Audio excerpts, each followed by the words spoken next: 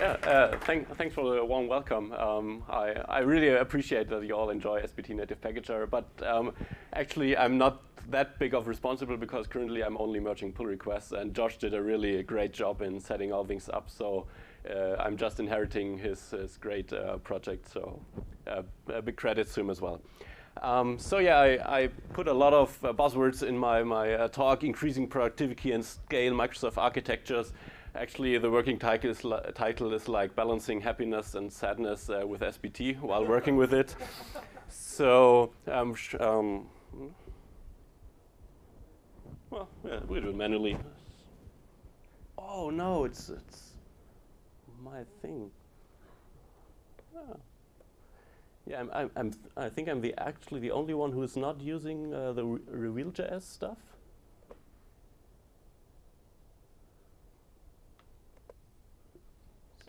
Give it another try. Ah, well, yeah. No, he doesn't want to. Why? Let's. Yeah, I'll grab it and put it on the other mirror. There it is. Yeah, that's me. So, and go. So yeah, that's me, Scala developer at gutefrage.net. It's a big Q&A platform in Germany, SBT Native Packager. I love playing music, and I'm a kind of wannabe data scientist, always talking about machine learning and Spark and data visualizations, but actually don't do that much with it at work. So AutoPlugins, just to give you a short introduction, if you haven't yet used it, my biggest problem with SBT when I started was the confusion of the ordering in the build SBT. Where do I have to put all these magic lines and magic mics? Because internally, if you change the ordering, then settings may override other settings, and then you just twiggle around. And this is why everybody's like copy and pasting SBT files around, because their ordering seems to be okay. But with AutoPlugins, you have actually an experience of like, I want to enable this kind of plugin, and SBT figures out the order in which all the settings get applied if the plugin's author did a good job at it. So first, to understand when I started gutefrage, what are the pain points and why we started using AutoPlugins. We are migrating from a PHP application to Twitter Finagle services. Currently, we have over 25 services. I have no idea if this is a lot or if it's less, but it's enough to really be a pain if you have to update a lot of service dependencies in all these projects. So that's that. We're using Thrift for our APIs and endpoints, so we are generating code during our build steps. This is part of our build chain with SBT. And these services, of course, depend on each other and these APIs, so we have to do something meaningful with the source files of Thrift. And we have a big service commons library, which is kind of a beast, because there's everything that may a service need, like DB wrappers, RabbitMQ messages, config handling and stuff like that. So every service depends on this library, and you have to keep it up to date for your services as well, because if you change interfaces or RabbitMQ messages, you need to propagate these changes.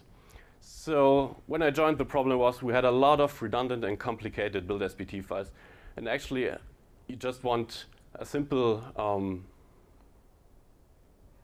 build definition.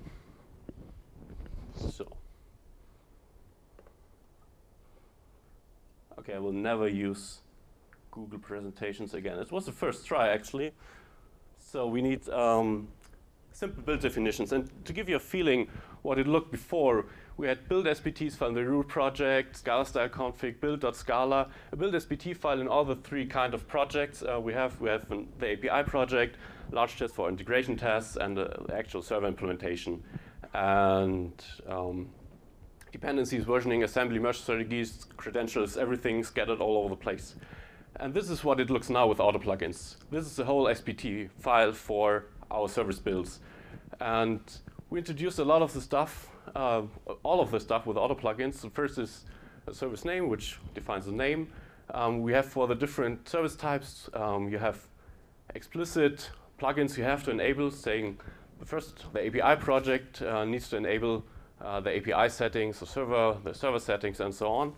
You see for the server we have a second plugin, it's called strict plugin, because in the beginning a lot of Scala developers were learning Scala and we produce a lot of compiler warnings, and we are now getting better and we have a 0 compiler warning error, and you can enable it with a strict plugin, and we enable a lot more compiler errors, and they fail the build if there are any errors.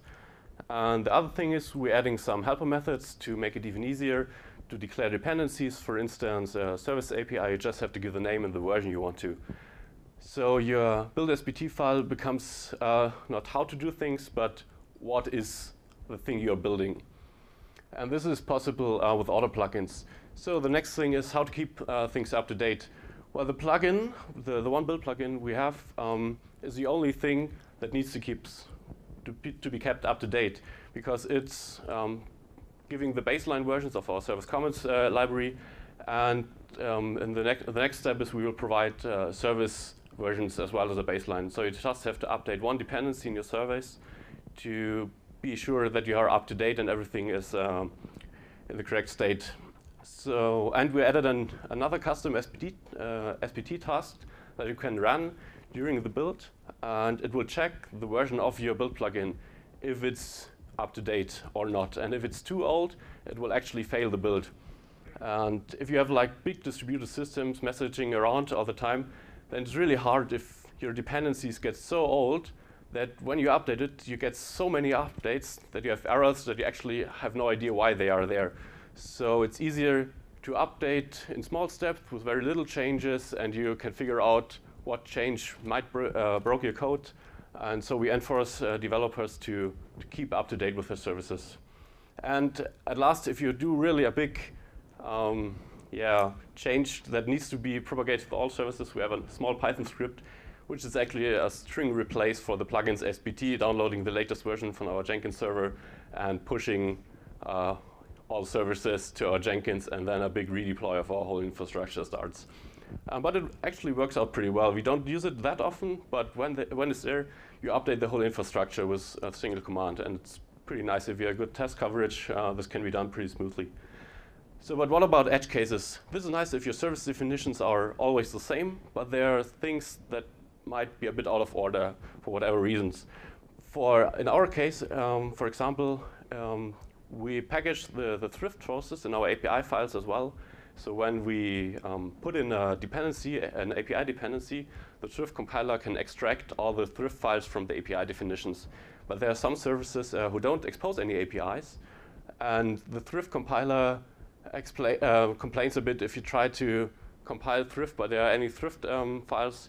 So if you have these extra logic, you can just extract them in another plugin that you can disable explicitly.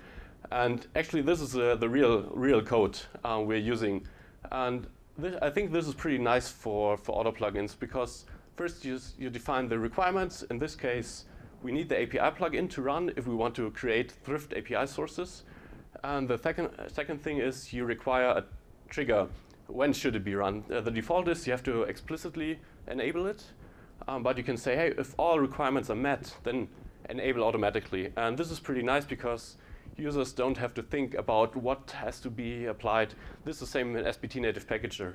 If you apply one of the archetypes like Java app packaging, all the other plugins automatically get enabled because we don't know what you want to build, but it's easier. We enable everything for you so you can choose, and everything works out of the box instead of reading all through the documentations. I want to build a Docker file, so I need a Docker plugin.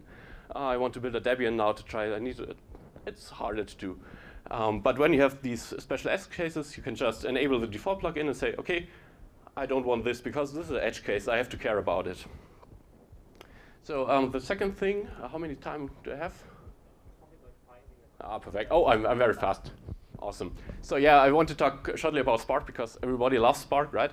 We're using it heavily in our infrastructure. And well, the dev process before AutoPlugins was people build a fat jar and either publish it to our Nexus, which means we have a lot of 50, 60 megabyte fat jar snapshots in our Nexus, which actually broke Nexus if you crowded too much, and it was unresponsible. You had one of our sysadmins had to delete the folder manual on the hard disk because the Nexus API was unresponsive. It just threw 500 errors. And the other thing people developed and test their fetch jars on our Spark Master was building the fetch jar and then SCP up to the Spark Master. And this is cumbersome if you have to do it every few minutes because you change a few lines of code, you upload it, and you have to change console or everything. So we just wrote a small SCP plugin, which actually is just a shell wrapper bound SCP, adding a new task, publish Spark Master. And you know the syntax for SBT with the tilde, so you can automatically upload it all the time if you change code. And it just saves so much time when you have to do this a lot of often. And this was it took me 50 minutes to write it. And people who actually don't know SBT, it maybe took a bit longer. But since we have the auto plugins, a lot of more people contributed from the company contributed to the auto plugins because it's a simple concept to grasp, and you can really separate all your concerns in small plugins that do one thing and one thing well, like this SCP plugin. The other thing is deployment. Sometimes it doesn't want to go further. Right. Yeah. So we have Mesos in our Aurora infrastructure, and all our Spark ETL jobs are deployed as a Mesos service as well. And so we want the deployment process to be part of the build as well, because we have continuous integration and it works pretty well for us. And so again, the build SBT file is not how it should be done, but what should be done. And this is, if you want to deploy your Spark ETL job to our Mesos server, you have to put this into your build SBT and you're good to go. And you have to give it a job name, you have to give it a jar folder where the jar actually should be put on our HDFS, and a base name for the jar, and then you give it the main class that should be started, and you're good to go. And the SBT AutoPlugin implements all this logic on how to, which commands do you have to run on Mesos and Aurora to actually run this. And this really cleans up your build SBTs and makes them only a description of what you're doing.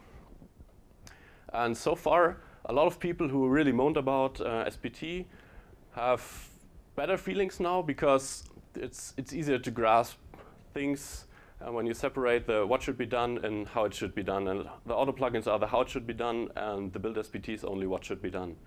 So I'm concluding with this, and I'm happy to take questions to auto plugins, but you can also ask questions about SBT native package if you like.